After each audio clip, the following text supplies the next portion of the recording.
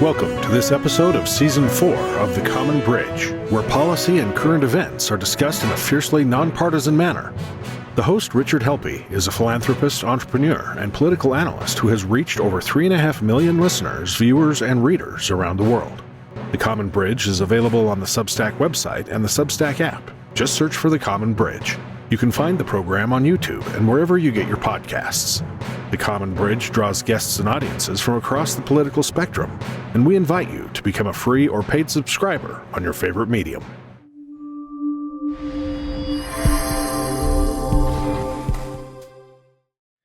Hello, welcome to The Common Bridge. I'm your host, Rich Helppie, and we have a very important guest with us today. From Montana, we have Mr. Ryan Busse. He is the author of the book, Gunfight. This is a book that I would encourage everyone to read. We're going to dive into the topic of guns and gun law in America. Now, if you're tuning in today to hear someone opine that the Democrats and the political left want to take away all the private firearms and destroy the Second Amendment, or you want to hear that the Republicans and the political right are in favor of slaughtering innocents, then you're not going to like this episode at all. And that's exactly why you should be listening to this, because the partisan fight is getting us no place. So if you're reading or listening, please intensely. The best voice on this topic, Mr. Ryan Busse, is with us today. He is the author of Gunfight. He is an avid hunter, outdoorsman, and conservationist. And really importantly, he built a very successful career in the firearms industry. As the first person that I've had the pleasure of reading about, who's actually been there, meeting with the NRA, inside how guns are manufactured, sent into the distribution system, ultimately end up with the retailer. Today's episode's first part of a two-part series. Next week, we're going to talk about the idea of graduated licensing and other policies for guns. But today, for an insider's look at guns and gun laws in America, we welcome from Montana, Mr. Ryan Busse. Ryan, welcome to the Common Bridge. Hey, thanks for having me on, Rich. I appreciate the kind words about the book and agree with you. It's an important topic, as we chatted about before we hopped on the air here. It's a book, I didn't ever dream of writing this book. It's not something I wished I had to write, but it's something I felt I had to write. So here we are. Well, thank you for writing it and being bold. And again, as I encourage everyone to please read the book, Gunfight. I picked up my copy on Amazon. You're going to read things about the gun industry that you just can't get anyplace else. And, frankly, some great personal sacrifice that Mr. Busse made. But Ryan, tell us a little bit about yourself. What were your early days like, and what was your career arc like, and a little bit about what you're up to today? Sure. And I detail a fair amount of this in the beginning of the book. And as you note, it's kind of a complex story, but I grew up on a rural ranch, where most of the best days of my life were spent with guns, hunting and shooting with my grandfather, my father, my brother, my friends. And so for me, guns, even as a very young kid, the association with guns was a positive thing, not a negative thing. But it wasn't the sort of thing that you wore on your sleeve. It wasn't your identity. Gun responsibility was something that was drilled into every kid that I knew, certainly including myself and my brother. You didn't do irresponsible things. You damn sure didn't march into towns with AR-15s to intimidate people like we've seen in this country in the last few years. You didn't have bumper stickers and hats and, celebrate armed intimidation. But we did participate in hunting. We did a lot of shooting. I shot trap and skeet competitions and things like that. Very wholesome. I graduated from college. I was getting ready to go to law school, thought better of that. My wife still tells me I would be an excellent lawyer, and I don't think she means that as a compliment. But I ended up getting into the sporting goods industry because I thought, hey, this is a thing I love. It'll be like a dream for me. I'll get to be around the things that I love to do.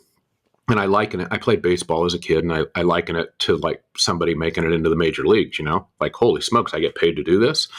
That's a bit what it felt like to me at the beginning. And I ended up getting a job, became a sales executive at a very small fledgling firearms company named Kimber. And we ended up building it into one of the largest in the country. And in the first part of my career, all of that responsibility, imperfect as it was, but responsibility and norms of behavior were really evident. That was 1995, was really evident inside the industry. The industry didn't allow AR-15s or tactical gear to even be displayed in the main parts of its own trade shows. Again, not laws. Those were voluntary prohibitions. Those were social norms of behavior. Much like our politics back then had some imperfect but very obvious norms of behavior, so too did the firearms industry. And over time, I saw that breakdown as the NRA figured out that fear and hatred and conspiracy combined with firearms could drive political outcomes. And so I saw the industry change around me, and I ended up, the last over half, 2/3 of my career trying to hold to the dream that I had as a kid of the sorts of guns and gun ownership and gun culture that I thought was healthy and responsible versus what was being built by the industry. And you were very successful with that. Indeed, you were nominated as the gun industry's person of the year. So you were recognized by people as being very capable and very knowledgeable. So it was a great career. It's not like there was a falling out, and you were. I could sense the reluctance in your book and the despair, indeed, about the changes that you witnessed.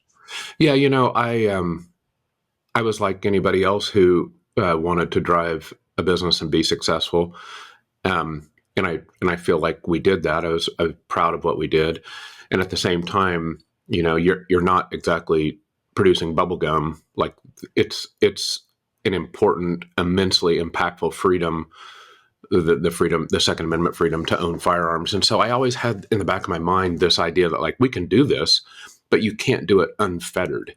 You can't do it unchecked. You can't do it without responsibility. You have to have a balance between this right that, let's face it, it's built around taking a life away. That's what a gun is. Now we target shoot with them, and we defend ourselves with them, and we hunt with them. But in the end, it's a tool meant to efficiently take a life. And that sort of immense freedom and responsibility must be counterbalanced with an immense responsibility and set of social norms. And I always felt that in the back of my head. And when that all started to break down around me, it was a bit of despair. And I kind of felt like I was the last man standing, because eventually almost every company in the industry built and sold AR-15s. I never did. My company never did. I fought like crazy to keep it from happening. Many of the people who I got into the industry with ended up embarking on in my opinion, very irresponsible advertising campaigns and marketing schemes. And I kind of felt like I was standing around looking at all these people saying, hey, remember we agreed we weren't going to do this, right? Like this is about, and, people looked at me like I had 8 heads, or something. So it was kind of a tough existence. Indeed. I was horrified in my examination of gun laws over the years and gun practices that there were pop-up ads in first-person shooter games for semi-automatic rifles and large magazines. And one of the things that you set out in your book, you talk about the quality versus the quantity of guns in America. I'm old enough to remember when the scourge was Saturday night specials, cheap handguns, and trying to get those out of circulation. And you talk about defensive versus offensive guns. And I've never heard that division like that. Is there an easy way to explain to our listeners, our viewers, and our readers the difference between a defensive versus an offensive firearm? Well, the simple question is no, there is no easy way, because a lot of things, the definitions kind of blur as you get around the lines and the edges. I will say though, I kind of let the industry do that for itself. And here's an example. Up until about 2006 or 2007, the industry itself would not allow anything that was deemed or marketed tactical. That word tactical would not allow it in its own trade shows. You had to have either a military credentials or be a credentialed law enforcement officer to get back in this kind of cordoned off, curtained off place where the tactical gear was. And the reason that is because tactical, the word tactical, to everybody that I know, means planned offensive military action. In other words, if you have a tactical gun, that means you're planning to go do something offensive. You're going to attack. You're going to barge into a building and take back hostages. So it's not a defensive thing. You're not at home watching TV and a robber breaks in and you grab your tactical gun. That you have a defensive gun for that. Now, again, the definitions blur around the edges, but to fast forward to where we are today, today, if you walk into the industry trade show, it's 85, 90% tactical. The word tactical is everywhere. Everybody discusses how hot the quote unquote tactical market is. There are tactical magazines, tactical guns, tactical scopes, tactical pants, tactical boots, literally even tactical underwear. Everything is tactical. And so what we have done is marketed to a group of people, largely young men in the United States, where the industry used to know that it was irresponsible to do those things because that not marketing tactical gear, that wasn't a law, right? That was a voluntary prohibition. To today, where we are, just 15, 18 years later, everything is tactical. So we are essentially telling everybody that you need to buy these things for planned offensive military operation. Now, what sort of gear is tactical? And these are just sort of broad, soft around the edges definitions. They tend to be higher capacity. They tend to be higher power, longer distance, these sorts of things. A self-defense firearm, the sort that I sold and the sort that, a lot of people still consider effective self-defense firearms, they're 7, 8, 9, 6 capacity. A tactical, polymer frame tactical pistol might be 20, 22, 25 round capacity. And so there is no easy definition, but if the industry itself markets the things as tactical, then I guess I take that definition from them. And you write about the market being, on the customer side, being couch commandos. And I love that term, by the way, in a sad way. And also that you talk about emotions and guns really being dangerous. And I know that, my experience and in talking with people, that if you have more untrained people out there, it's more apt that somebody's going to pull a gun at the first provocation in anticipation that someone else might do it.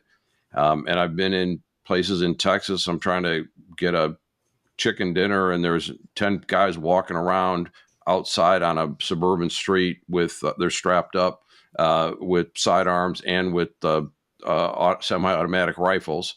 And even in my home state of Michigan, we had guys standing around the Capitol grounds, with AR-15 style firearms. And I remember when that occurred, I'm like, where's the safe shot? If who is it you're going to be shooting? And and by the way, stupid guy carrying that gun, the state police sharpshooters that are on the buildings have you in their sights first if anything breaks out. So tell me, did your customer change over your time in the gun industry? Was there a thing as the couch commando or people that are just over emotional about it? Yeah, it definitely did change over time. I think that the firearms industry played a role in changing the customer. And sort of the thesis of my book is that the radicalized politics that have divided our families and our workplaces and our entire nation really have their genesis in guns and the all or nothing ism of guns and gun politics.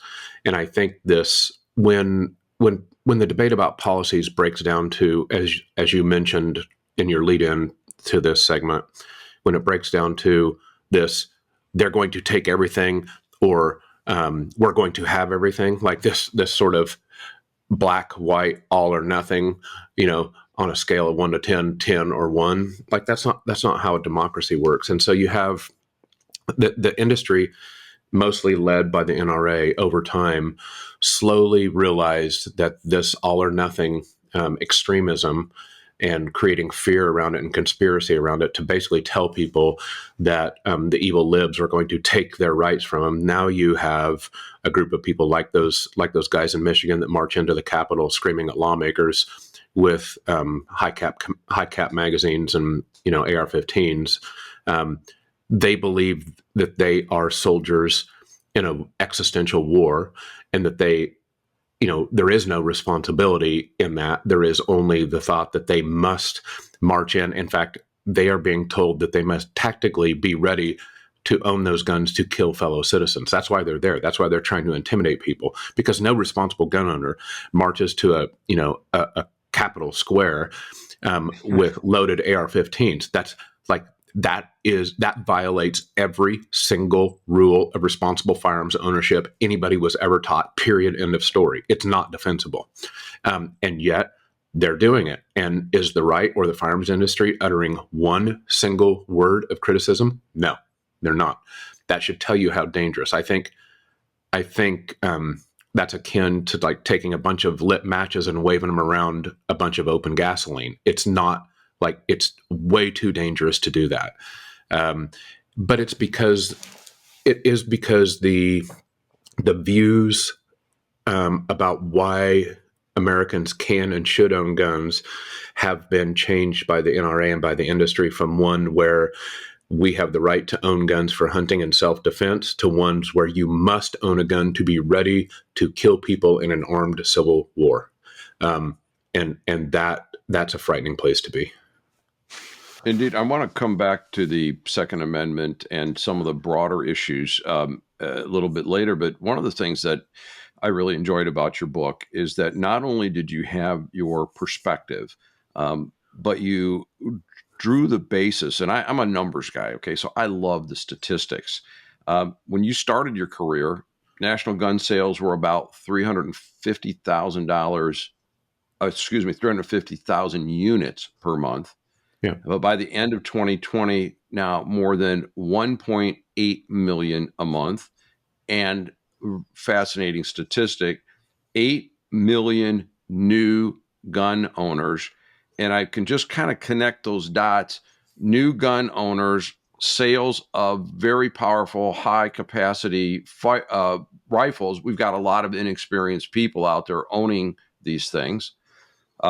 And then the way that you did the timeline, and it was throughout the book, but after 9/11 and the Iraq-Afghanistan wars, gun sales went from about 5 to 8 million a year to 13 to 16 million. When President Obama was elected, sales went up 52%, 43 million units. It would have sold more if the backlog could have been fulfilled. That was the other thing, that you couldn't make them fast enough. That's correct. And then after the tragedy at Sandy Hook, there were talk of restrictions. Gun sales went up to 80,000 a day, and high capacity magazines were selling out. And so when President Obama left office, more than 101 million guns had been sold. It was a 75% increase over the Bush 43 administration. And then paradoxically, after the election of Donald Trump, the Trump slump, 17% decrease. As you were in the middle of this industry experiencing these political and social changes, sales of guns go up, sales of guns go down. And I know there were people that said President Obama was the best gun salesman ever. What were you thinking, and what was the reaction of some of your peers in the industry during this time? Well, I guess the most eloquent, simplest term for what I was thinking was I effing hated it. And I hated it because of the irrationality of it. And I think you led into this, and I'll get to the core of your question, but I think a very interesting thing is that folks who observe the firearms industry and the firearms situation in America often accuse the firearms industry and the NRA of either wanting or propagating, inner city violence or suicide or things that happen with guns. And I'm here to tell you, they don't. It's not that they want that to happen, but the truth may almost be worse. Those are just sort of like unfortunate byproducts of what the industry does, because what the industry and what the NRA want are political power and money. Okay, and so whatever the unfortunate, it's like, think of it this way: I want lots of fast cars, and if people die in traffic accidents, well, no. So what? That's kind of the way it is. And so what disgusted me and what pissed me off was that, I wanted to do well by doing the things that a company has to do well: building a good product, marketing correctly, having a good sales team, doing something I could be proud of. And instead of that, so much of our success or failure was driven by these irrational, whether the guy leading the presidential race was black or white, that drove sales. Whether kids in a school were murdered with an AR-15 or not, that drove sales. Whether a crazy orange man with a strange come over from Florida was elected president or not, that drove sales.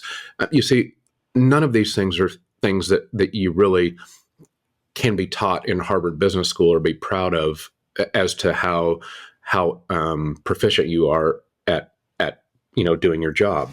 And so I kind of felt like, for me, it pulled that pride of professional achievement away and just sort of handed it off to these ancillary irrational events that drove me nuts. And of course, the irrationality led to, in some cases, very frightening outcomes of increased polarization, radicalization, and lots of these people that were now very pissed off, irrationally so, because of the conspiracies driven by the NRA having guns. Just not in the soup, in the national soup, it's just not a good taste, Indeed, and the way that you portrayed the NRA and the role of single issue voters, I think, was very clear and very articulate. And as I pondered a lot of what you reported in your book, I'm like, it's almost like a chicken and egg. I don't know what came first, that single issue voter or the NRA. But one thing that you did call out, that the NRA was ruthless in shutting down dissent. And they took Smith & Wesson and made Smith & Wesson capitulate to the agenda of the NRA. Yeah. How did they go about doing that? How did they get so powerful? Well, and it was very useful for me to study this as I went back through all my notes and files and everything and history about this. But what I think we should take from it is, none of this happened. And it really started to coalesce after the 1999 Columbine incident. That's really where I draw a line directly from that to where we are. We now know, because of enterprising NPR reporters, Tim Mack especially, who's become a friend, who's written a book about this. He uncovered secret recordings of the NRA business meetings after Columbine. And just to remind people, the NRA convention was scheduled to happen just a few days after the 1999 shooting outside of Denver, Columbine, Littleton, Colorado. And the NRA afterwards sits down in a hotel conference room. All the leaders, people I knew, Jim Baker, Wayne LaPierre, all these folks were in there. And they essentially said, well, should we be a part of the solution here? This looks bad. We've got dead kids. Should we talk about policy? Should we be a responsible citizen? Should we engage and see if we can work through policies that make this less likely to happen? Or, and here's where like a little light bulb goes off over their head, could we use these incidents to drive fear, to tell people that the evil libs are going to come get their guns? Could we make up conspiracies that make people so fearful that they might start acting irrationally and voting irrationally? And they're sort of like, and this is before our national politics became all of this, but they're sort of like, you know what? I think that second one just might work. Like we might be able to use fear to drive conspiracy. And so they opted for that. And it didn't immediately take hold. It took, honestly, really 10 years, 12 years until Sandy Hook. When Sandy Hook happened, and again, Wayne LaPierre waits a few days and then comes out and says, the only thing that will stop a bad guy with a gun is a good guy with a gun. And they're going to try to take your guns from you. And they had perfected the system by then. And now everything on the right is fear, fear, fear, fear. Fear about gay people, fear about trans people, fear about taking your guns, fear about, good God, what else can you be fearful of? And so the key, you ask, how did the NRA do it? Fear. They drove fear. Yeah, indeed. And when you look at human motivation, there's a school of thought that says the two most powerful motivators are fear and greed. And the problem with greed is that the problem with greed is, Brian, I'm going to say that again. Sorry. There's a school of thought that says the two greatest motivators for people are fear and greed, and that fear is generally transitory, where greed lasts forever. And I could see the fear having to be restoked. And I think you make a really good case that we see that fear. And now we see that in retaliation coming from the left, splitting the country. And so I've had authors on my show explaining how the news is presented and what Fox News pioneered as the affirmation programming that was then mimicked on the other side. And now we can't get people to talk, to say, look, can we all come together under a common set of policies that are good for everybody? And we'll be talking about that in the next episode. But you had some things that you were very specifically trying to get done that got thwarted, like the gun show loophole, the development of smart guns, and perhaps some other things. Tell our listeners and our readers and our viewers, what were some of the important policies? How did they get thwarted? How things could be different today had we had the political unity and the courage to actually put some of these policies in place? Well, I use that. So gun show loophole or universal background checks is I think is a good one to examine. That particular policy, which essentially, this is a problem we have. If you buy a gun through a licensed firearms dealer, you have to do a background check. If you buy a gun through someone who is not a licensed firearms dealer, you do not have to do a background check. So it's referred to as the gun show loophole because let's just say you have 10 guns to sell. You go down to the gun show. You're not a licensed dealer. You can legally sell them to the first 10 people you see, right? It's totally legal. That's what's referred to as the gun show loophole. That was exploited by the kids and their friends around Columbine, 1999. And if you haven't noticed, it's a long ways past 1999, and we still have not closed or corrected the gun show loophole.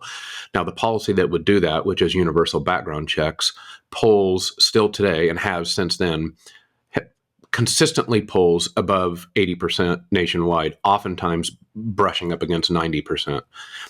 And I will assert this: I don't think you will find anything else that polls consistently for 25 years at above 80%. It doesn't happen. As I've mentioned on other podcasts, like ice cream does not poll at 85%.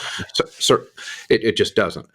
And why is it that even after 25 years of something polling above 85%, we can still not get it passed? How is that even possible? So if you don't believe that guns and gun policy aren't at the center of our national divide, I'm about ready to tell you why you're wrong. This is the thing around which the right decided to build its totem, and it's a dangerous thing. So the right, the Republican Party now, the radicalized part of the Republican Party, think of it like a beam in your house. They look up at the beam and they say, yeah, it's made of asbestos. And yes, it is flaking off. And yes, over time, we are all going to get cancer. Maybe we should replace the beam. And then somebody says, hey, hold it. If we yank that beam out and replace it with a better one, the whole house is going to fall down. And they go back like, yeah, we'll just leave it. We won't replace it. And that's sort of the way the Republican right looks at the gun issue. They know there's an issue. Republican moms are just as concerned about dropping their kids off at school as Democratic moms are. And yet, because we have wrapped ourselves around this totemic, symbol of power and division and fear, guns and gun politics, we refuse to address it. The second thing, so that's sort of the reality of it, I think. The other part of this is there is no fix, okay? We live in a democracy. Nothing in a democracy like ours is perfect. There is no like, oh, let's pass 3 things and it'll be fixed next year. No, it's not going to happen. We have guns in the United States. We're going to continue to have guns in the United States. A responsible democracy would choose to make things marginally better instead of choosing to make things marginally worse. Notice there is no perfect in there. There ain't going to be a perfect.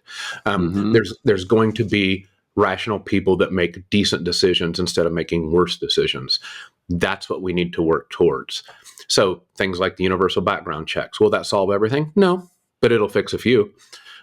Raising the minimum age to buy semi-automatic rifles, will that solve everything? No, but it would have fixed Uvalde, would have stopped Buffalo, would have stopped Highland Park. All kids below the age of 21 that went out and bought an AR-15 and committed heinous crimes with them, they bought them legally through licensed firearms dealers. So you see, and again, will that stop everything? No, it won't.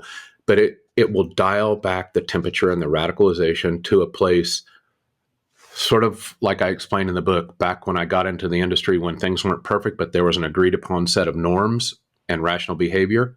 We still had gun violence and death, but we didn't count mass shootings like 1.8 a day like we are now. And that's what we have. I assert that's what we have to do.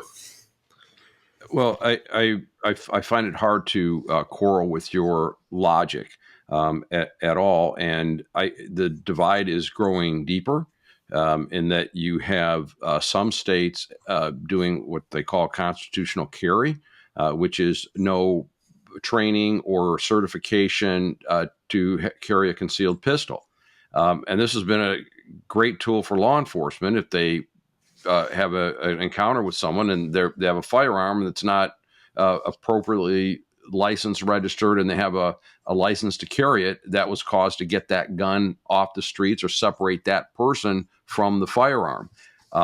And I don't think I feel safer knowing that anybody can go in and get that firearm. And when we talk about graduated licensing and other, I should tell you just a second, Rich. Like here's an interesting little, and I think I mentioned this in the book. When I was at trade shows with all the firearms executives, almost all of whom are my friends, we would meet up, at some restaurant or some bar late in the evenings after the shows to yuck it up or talk about old times or catch up on our family stuff. And oftentimes other executives, including me, would joke about some of the folks who we saw in the trade show that day. And somebody would say, would you be okay if like every single person you saw today was armed to the teeth and was in a grocery store with your family? And people would look at you like you were some alien. They'd be like, are you freaking kidding me? Of course not. Like I would get my family out of there in 2 seconds. So the industry and the participants know that they know it's not a good idea to do these things unfettered. Do they support the right to self-defense and concealed carry? Yes, but that doesn't mean you do it and remove all facets of responsibility, which is and this is sort of the like crafting policy in the middle thing. Where we are headed now in many states, now 28 states, I think you mentioned with constitutional carry, they're basically saying, yeah, whatever. I mean, who cares about training? That's not responsible. I'm appalled, frankly. And what is the role of private firearms in a free society? And I'm going to preface this by saying that, look, when you look at the history of disarmed citizens, It isn't good. And I oftentimes am struck by the illogical position. People say, look, the government isn't responsible. It's not populated by great people. And it's taken over our lives. Well, let's have that group the only people that have firearms. You look what's happened in Australia during COVID, how they use the military to control their citizenry, and whether you can argue whether that was a good thing they did or not. But what is there a good articulation of the role of private firearms in a free society? I don't know. I don't have a particularly poignant descriptor here. I will just say so much of what is happening in the United States is kind of a first of its type experiment. Those of us our age kind of think, I often feel like, well, this country's been here for 10,000 years. And no, it's not. No, it's not. We're a couple centuries old. We're still experimenting in this sort of multiracial, multi-religious, broad, very diverse sort of democracy with a lot of freedoms, is really an experiment. And I think guns are one of, if not the penultimate indicator as to whether our experiment is working or not. I won't really go to the role, because I think the role, or what's legal or not, is constantly being massaged and trimmed and expanded, and that's part of the democratic experiment, right? Like, where are the lines that make things safe and balance the safety of the rights of everybody and maintain the rights of constitutional rights? And so, I think this gun thing is a test for us, because there is no other right that is so potentially immensely impactful to other people so fast. If you have an AR-15 and a bunch of 30-round magazines, like, you're just a minute or two from potentially impacting the rights of lots of other people very dramatically, very quickly. There really isn't another right that you have that's potentially that impactful. And so we are going to figure out a way to deal with this right first, or I'm fearful that we will deal with none of the other ones either, right? This balance of freedom versus responsibility, like, it's front and center right here on the guns, man. It doesn't get any more dramatic than this.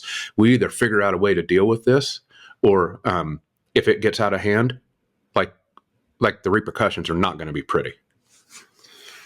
And I am in strong agreement with you on that. I think the notion that we have Congress people like Lauren Boebert posing with her family, all holding firearms. My reaction to that is, what the hell? And who's voting for this? That someone thinks, gee, I now I know who to vote for, because I have a family holding rifles. And, we do have a proud history in our country. I'd like to say, Rich, just real quick, sorry. I think what pisses me off most about that, yes, Lauren Boebert, like, come on. She's a fool. She's an idiot. She's an irresponsible. She should have never been elected. And so it's easy for me to pass judgment on her and Marjorie Taylor Greene and anybody else that uses guns in their campaign to intimidate people. Like, you want to go out and show that you're a hunter with a gun, or that you can defend yourself, fine. But they're doing that. Thomas Massey holding an M60 in his Christmas card. M60 is the gun of Rambo. It's a fully automatic gun of war, and he's cradling it in his Christmas card. There's always been idiots in politics. There will continue to be idiots in politics. What pisses me off most is responsible gun owners are so tribal, have been told to be so quiet, that they do not criticize that. There was not one single word of criticism about any of that stuff from the firearms industry. The people who are supposed to know and be experts and be most responsible. That's what pisses me off. The people who know better are not shouting that down. And so I'm here to try to empower responsible gun owners to say, look, no, that ain't us. They're going to brand gun owners with that if we do not shout it down. Yeah. And look, my experience with gun owners is that by and large, most people are pretty responsible. Yeah, absolutely. Look, there's millions of guns out there, and we have a gun violence problem, but we don't have millions of gun accidents and gun crimes, right? So obviously, the vast majority of people who own guns are doing so responsibly. All the more reason to tamp down the irresponsible, radicalized, bad byproducts. It's in our best interest to do it. Yeah, Ryan, one of the things in your book that I really enjoyed so much of the first person experience, and talking about your travels going to a sporting goods store or some other gun retailer. So you've talked to the people behind the counter that are doing the federal background checks, that are helping people choose a firearm for whatever they want to do. And then I can only imagine I'm in South Florida and a 18-year-old kid comes in, barely past his birthday, and wants to buy the most powerful semi-automatic rifle he can get and 1,000 rounds of ammunition. I can't imagine that the clerk behind that counter didn't get a bad feeling about that. Like, this can't lead to a good outcome. Am I wrong about that? Or are people, they put their emotions and their common sense so far down that it just doesn't affect them? Yeah, someone else, they had money. Here's your fire. You passed the background check. And in this case, the kid that went into Parkland, he passed the background check because all the stuff that would have flagged him happened when he was a juvenile, which wasn't available to the background check. And so here we butt up against this balance of freedom with responsibility. And if I remember correctly, I don't remember if that's Nicholas Cruz you're talking about. Yes, indeed. Parkland shooter. He rode in and put his gun in a case and hopped in a backseat of an Uber and literally just had the Uber drop him off in front of Parkland High School and walked right in with it. And he had been denied purchases. I don't remember if it was on that day for that gun, but he had been denied purchases. And I believe one or two of the retailers had voluntarily turned him away from buying ammo or something else previous to that. But on this particular instance, they didn't. And so here we have this balance of rights and responsibilities. There are people who would say, and they're in the firearms industry now and running even more radical gun rights groups in the NRA, who would say a citizen who is 18 has every right to buy whatever gun he wants and whatever ammo he wants whenever. And I don't care if he looks disturbed or whatever, he has the right to do it. Don't you dare infringe upon his freedom. And I say, well, what about the rights and freedoms of those kids in that high school? Do they not have rights and freedoms? And you see here, if you have rights and freedoms that start to outweigh the responsibility and the rights and freedoms of other people, we got a problem in a democracy. And and I'm here with a newsflash, we got a problem in the democracy. Because that's a case where responsibility somewhere, somehow should have stopped that. And for whatever reason, we have not put enough weight on the responsibility part. We put too much weight on the freedom part. That is a great and eloquent articulation of that dilemma. And I, again, am stand in strong agreement with you. Another thing you talked about in your book, we talked about the gun show loophole, that there was a movement to develop smart guns that would only fire based on the owner having possession of the firearm. How good is that technology, and what did the NRA do about that potential? And I don't understand why they'd want to stop it. I mean, if it worked, what's the problem? So, smart gun technology, which is essentially technology that would limit the gun to only be usable or fired by technically the owner, right? Or whoever is like coded to use it. I don't know that it's perfect. There's a new company now that seems to have a new system that seems pretty good. I don't know that the technology back then would have been great. My point in telling the story was that the NRA was so controlling about anything that might pop up, good, bad, or indifferent. I mean, who knows? Perhaps if the first model was allowed to happen, innovation would have progressed so that, so that it was perfected by now. I mean, we have smartphones that seem to work pretty damn good, and everybody relies on, like, you can't go 3 seconds without looking at the damn thing. So I guess everybody relies upon them. The NRA just didn't want any sort of innovation like that to happen to change what they believed, what they held as the mantra for how guns should be used and produced. And I think that's very dangerous, because the NRA, again, they cared about money and political power. That's it. And you know what? Yeah, they got it. They got money and political power. And I think, by the way, your book does a great job of explaining how that single issue metastasized into political power and has led us to this deadlock and prevented us from having reasonable discussion about what good policies might be. And in our next episode, we are going to talk about that. I'm going to be asking questions, frankly, from a position of ignorance often, because I don't have your background into what the realities might be. But I do recall my 9th grade civics teacher, Lynn Early, talking about your rights end where you infringe on the rights of another, period. And he used to always like to say, you can swing your fist until it reaches the point of the other guy's nose. And I think that's what we're dealing with here. We have this group, the NRA, very powerful, very well moneyed, intent on one side of that debate, but not thinking about the carnage on the other. And again, like everything else we talk about on the Common Bridge, this is a solvable problem if we have the political will. Both parties do benefit from the fact that it's not solved. They can each demonize the other and each fundraise off of it. Yet we hire them to actually solve the problem. So perhaps in our next episode, we talk about some policy solutions. We'll get someplace.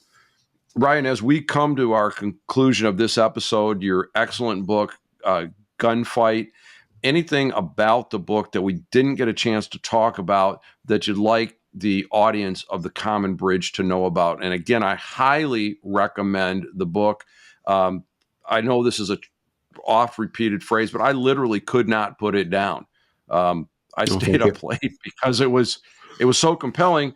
And if you want to know something about the style of the book, it is very straightforward.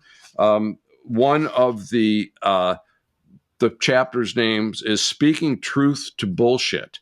So if you want to get the unvarnished look, please pick up a copy of Gunfight, read it, and think about reaching out to those elected to represent us. But Ryan, any closing thoughts relative to the book, Gunfight, that's important for our listeners, readers, and viewers? Yeah, so I appreciate all your kind words about the book, and I did. I thought I had to tell a good story, meaning the characters, me and my family, and some of the crazy people that I worked with. It wasn't just to entertain, but it was to try to illustrate that real people are behind all of the situation that we're in. So as you note, there's sort of a explanatory wide lens about the numbers and the guns and the industry, and a narrower lens on me and the characters and the company and the NRA and the people I knew. And it kind of alternates between those two. The second thing I'll say is my goal with the book was for people to say, look, if you want to read one book about why the gun thing became what it is in our country and how it's divided our country, just one book, like, it's a tough thing to talk about. There's lots of stuff that's been written and talked about, but this one book will explain to you sort of how we got here. That was my goal. And you did an outstanding job with it. And again, very illuminating. Did a great job informing and supporting the points, and the personal insights are something no one could possibly write unless they'd been there. And thank you for the courage that you showed in authoring this. So with our guest today, Ryan Busse, we've been talking about his book, Gunfight. We'll be back next week talking about a couple of policy ideas, and let's join together in trying to solve this problem. And until then, this is your host, Rich Helppie, signing off on the Common Bridge. Thanks for joining us on the Common Bridge. Subscribe to the Common Bridge on Substack.com. or use their Substack app, where you can find more interviews, columns, videos, and nonpartisan discussions of the day. Just search for The Common Bridge.